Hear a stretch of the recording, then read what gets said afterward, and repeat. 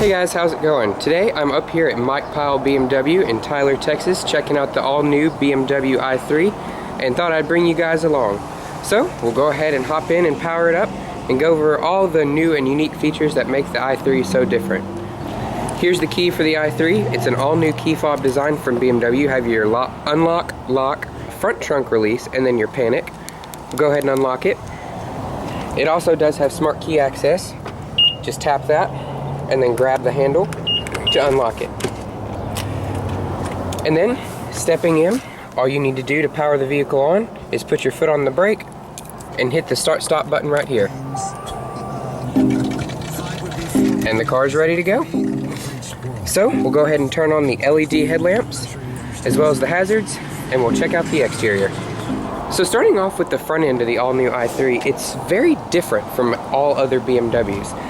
Your eyes are first drawn to the twin kidney style grille, and as you can see on most BMWs, the grille is open and slotted, but on this car, since there's no radiator needing to breathe, it's just completely flat to reduce aerodynamic drag. You also see the LED adaptive headlamps with your turn signals down below and your high beams on the inside there. You do have your front park assist sensors located right up there. And then coming around to the rims on this one, we have 155/70 R19-inch rims, so very skinny and tall tires, but a very cool design because it's actually designed to reduce aerodynamic drag, which is a very cool feature. So moving on to the side of this car is finished in the andesite silver metallic. You do have your LED turn signals on the mirrors here. Again, you have your smart key access on the doors there, and it beeps when you lock it. And you may be wondering where the rear door handles, but all you need to do to get access to the rear is just open the car up and then pull this little silver handle right here, and you see you have your suicide doors, which makes it super easy to access the rear seat of the car. So coming around to the back, you can see you have your all LED adaptive lights, and then you also have your LED turn signals right here, LED brake lamps, and then some more LED flashers located down below. And then there's your little eye for your adaptive backup camera as well. Opening up the cargo bay of the i3 is where you will find quite a bit of storage area for a relatively small car. Plenty of room to put a couple of suitcases back here or lots of grocery bags. And then when you lift this panel up under here is where the electric motor hides, and I'll add all the specs to that into the annotations in the video. And you also have some little rubber tie-down straps to keep your smaller items secure. And then all you need to do to close it is just bring it back down. And one of the neat features of the i3 is its dual color scheme design. And you can see this one, you have the andesite silver, and then the rest of the car is black. So it adds a nice and futuristic look to the car, in my opinion. Now also, before we move on to the inside, one of the neat features about the i3, and one of the most essential features, is the charging port. Looking at the top plug here, this is your 24-hour charger, and then your bottom charger is your 3.5-hour charger. So if you're in a hurry, you can use the 3.5-hour, but if you're just going to leave it for a while, you can obviously use the 24-hour, and it'll be another neat little feature about the charging ports. If you have your car plugged in and you need to leave your car or go in a store or something, all you do is just lock the car from the key fob, and it locks your charger into place so nobody can steal your electricity. And then to just plug it back up, you just put these little rubber caps in and push it to close. Now that we've taken a look at the exterior, let's see what's on the inside. So one of the first things you'll notice when you get into the i3 is that I had the vehicle powered on earlier, but now it seems to have turned itself off. And you may be asking yourself why that is. Well, I'll explain. When the vehicle's door is open, it automatically shuts itself off and puts it into accessory mode. But all you need to do is just close the door and then hit the start button, and then it'll come up with a message saying vehicle is ready for driving. So starting off with the steering wheel of the i3, it's an all-new design from BMW and almost kind of makes it look like the steering wheel is floating with the black spokes here. You also have your eye blue accenting around the BMW badge. Now, driving the i3 is a very interesting experience. All you need to do to put the car in gear is just put your foot on the brake, and to put the car in drive, just kick this shifter up once, and now the car is ready to drive. Half a click back for neutral, and all the way back for reverse. And putting the vehicle in reverse does reveal a reverse backup camera with guidance lines, and you can also customize what guidance lines do appear there. So that's a very neat feature as well. And then to go back into park, all you need to do is just hit the P located on the shifter stalk. So all of the interior materials in the i3 are very different from what you would expect from BMW. You actually have compressed grass right up here, which is a nice and economical feature, and I think it's just really cool. It adds to the futuristic aspect of this car and just gives it that extra pop that's like, wow, BMW really is looking out for the future. You also have stitched leather up on the dashboard, as well as wrapping your steering wheel. And then you have real wood trim right up here, which is another cool feature. And then to access the glove box, just push on this right here, and the lid pops up, and it is felt lined, and it is very deep too. You could easily fit an iPad or some other smaller tablet in. And then to close the glove box, we'll just push it back down. So here's your center stack for the i3, and it's a very minimalistic approach as to what BMW usually does. BMWs, most of them have quite a few buttons on the dashboard, but this doesn't at all. You have your single zone automatic climate control, controls for your stereo, which is a Harman Kardon unit, by the way, and it packs a real punch. Sounds absolutely amazing.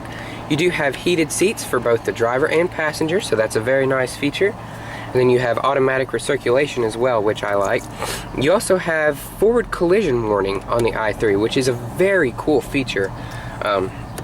It's just toggled by this button right here. And then you have your dual air vents. And then this is where the i3 starts to get a little bit interesting on the interior compared to what you would probably be used to from a car. There is no quote-unquote center stack. It's just you have your center pod up here, and then you have empty, and then you have your iDrive control as well as 2 cup holders. You also have an ashtray right there, which can also double as like a change holder.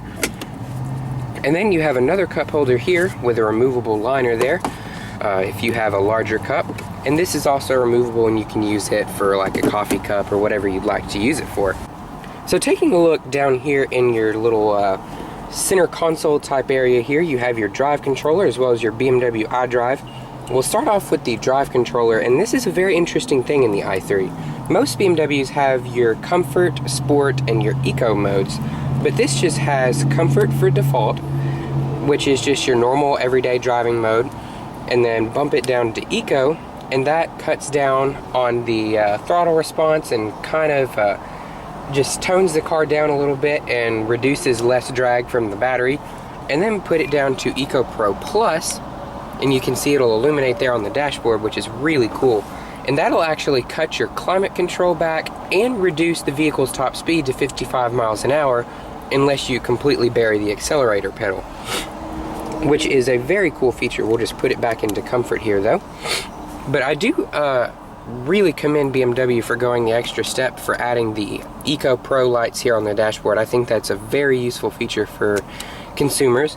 You also have your parking assist controls right here, powered on and powered off. You just toggle it like that. So starting off down here is what I consider to be one of the best user interfaces in the business. And there's so many features to go over, but one of the key features, and I think the coolest features about the iDrive system, is this right here, and that involves inputting a destination. So you would just illuminate your street address and then click house number, and then this pad up here is actually a touch pad, and you can write on it. So you can see I write a 5 here. 5. And then I write 0. 0. And then 1. 1. And it inputs just like that. It's so easy and so cool to use. I think that is just really incredible of BMW just to think that far forward and make it that much easier for drivers trying to input destinations, because honestly, inputting destinations has not been that easy until voice command is coming on, and that's still not the best and most advanced feature, but this is just incredible. You also have a little padded area right here to rest your wrist on while you're using the iDrive system. You also have an electronic parking brake. Just pull up, you may have heard it engage there, and then put your foot on the brake and push down to disengage. Coming to your center console here, it is wrapped in leather, and then you have a little bit of storage in here, and then lifting it up, You can see you have your USB auxiliary input and a power outlet located right in there. And then you have a little rubber lined storage area to keep all your goodies from rolling around. So now that we've seen all of the cool and new tech that the front seat has to offer, let's take a look at the back seat, shall we? So moving on to the back seat of the i3, I mentioned earlier that the back seat is very easy to access, and that's thanks to these very wide opening suicide doors. And then getting in is super easy. All you do is just step in and slide right in. And this seat is actually a little further back than what I would like for my riding position, but I still have plenty of room for my feet, and my knees are just barely touching the back of the seat. So there's plenty of room to be comfortable for a very long time in here. I'm very impressed with the amount of room and the amount of comfort back here. You have dual cup holders located right here in the middle. You have speakers in the doors. You also have pop-up headrests right here, which you can just push a button on the side and they fall back down in case you don't carry back passengers. So the back seat is really not a bad place to be at all. And what makes it even better is the car is so small. And you would associate small cars with being tight and cramped inside, but this just isn't. Closing the door is super easy too. All you do is just pull on this handle right here, and then you have a leather wrapped armrest. All the materials follow through. You have your compressed grass right here, your nice cloth, and then your stitch leather for the armrest, so they definitely didn't skimp on back seat materials. And then getting out is super easy. Just push this up and just slide right out. Alrighty, so let's go ahead and get started here driving the i3. And one of the first things you'll notice is there's no engine sound. It's just silent.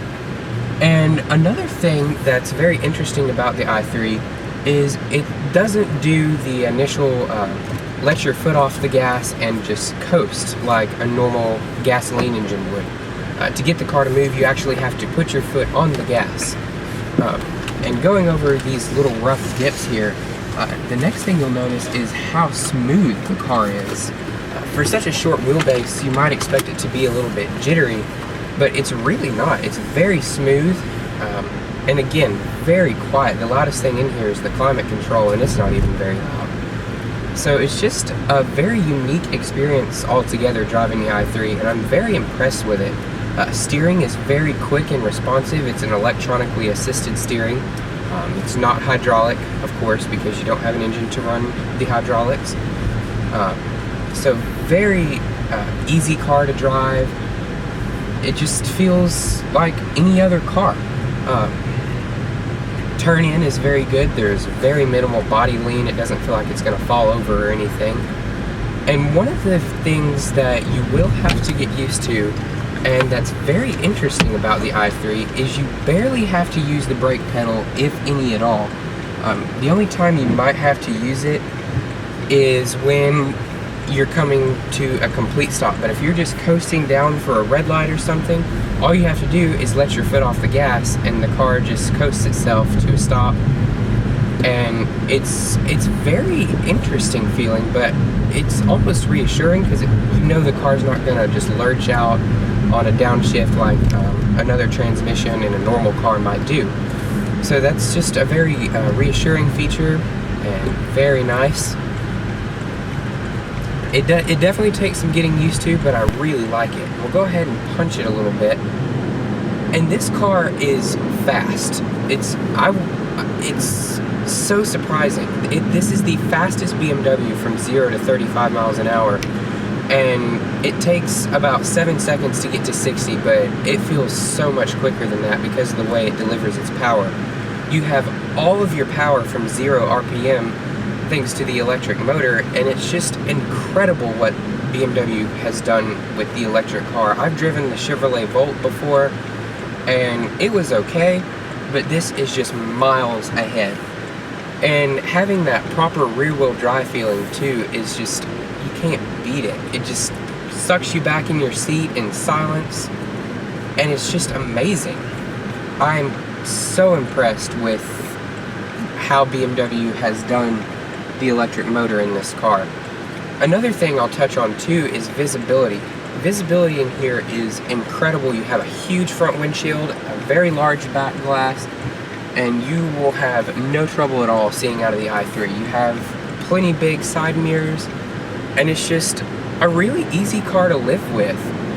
But that about concludes our tour and test drive of the all-new 2014 BMW i3. I hope you guys have enjoyed the video, and if you're in the East Texas area and in the market for any new BMW, be sure to give Mike Pile BMW in Tyler a look, because they will do the very best they can to get you the best deal on the car that you want. So anyways, thanks for watching, and we will catch you guys later.